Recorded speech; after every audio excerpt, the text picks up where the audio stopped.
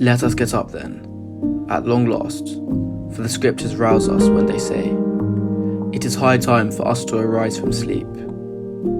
Let us open our eyes to the light that comes from God, and our ears to the voice from heaven that every day calls out this charge. If you hear his voice today, do not harden your hearts. Run while you have the light of life, that the darkness of death may not overtake you. A reading from the Holy Gospel according to Mark. For even the Son of Man did not come to be served, but to serve, and to give his life as a ransom for many. The Gospel of the Lord. Good afternoon, everyone. We are joined by Worth's very own Gordon. Thank you so much for joining us today. And we're also joined by his lovely wife, Zoe. Thank you so much for giving up your time to hang out with us today. No problem. Sorry, I'll be speaking on Gordon's behalf. As some of you may be aware, he was diagnosed with motor neuron disease 2 years ago, which is effectively a neurological condition that leads to muscles to weaken. It can affect how you walk, talk, drink and breathe, and Gordon's unfortunately lost the ability to talk, hence the reason I'm here. Thank you so much. Thanks, Zoe. That's so great. So a little bit about you, Gordon, before we get into the interview, just so people are aware that, yeah, like you said, you were diagnosed a couple of years ago after some ongoing symptoms. But you're still kicking, still serving and supporting the Worth community, and it's so wonderful. So yeah, thanks so much for being here, and we're just going to talk a little bit about service and why that's so important to you. Yeah, can you tell me why this is something that's so important to you?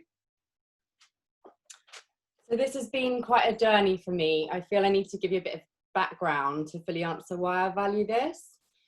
If you receive a terminal diagnosis, you have choices around how to react or respond to that news and what it means for you and those around you. For me, once I had a chance to start processing my diagnosis, I decided to open up to some more of the existential questions that we do not often ask ourselves, especially when we take our mortality for granted. The kind of questions I'm talking about are, what is the best way to live? What can I learn from my life so far? And what is important and should be valued, and how do I set about cultivating this? On reflection, part of me has thought about these questions on and off, especially during the challenging times of my life. I know from my personal experience I've learnt little from life when it is easy. It is only during my challenges have I deepened my inquiry and the need to reflect and learn. Now that I face my greatest challenge, it brings those questions into sharp focus. The last question is the one I ask most often: what is important and should be valued? The obvious virtues of love, compassion, kindness, patience spring to mind immediately, but service is often something that is overlooked, and yet it encompasses all the virtues I just mentioned.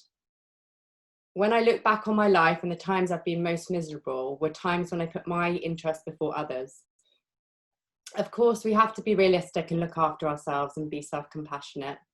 But from my own experience, the moments when I centered on self-service, I found my heart close and witnessed the growth of my ego in unhelpful ways.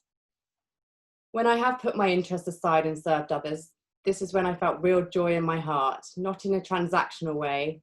If I do this for you, I get that. I mean true service and giving where you want nothing back.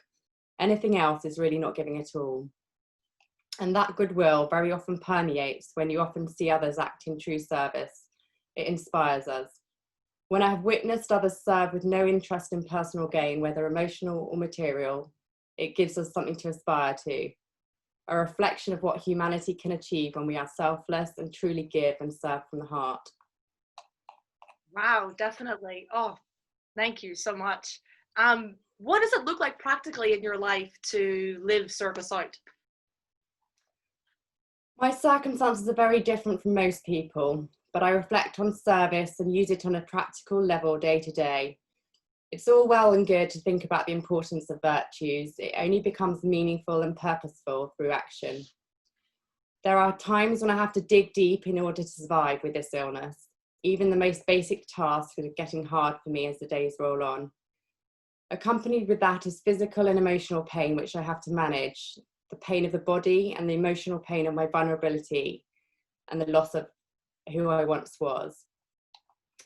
When I come into contact with this pain, I bring the needs of my children, my wife, and the people I love to heart. To keep going and adapt to whatever this illness brings serves those closest to me. To do what I can physically and emotionally to help raise my family whilst I can seems a worthy thing to do.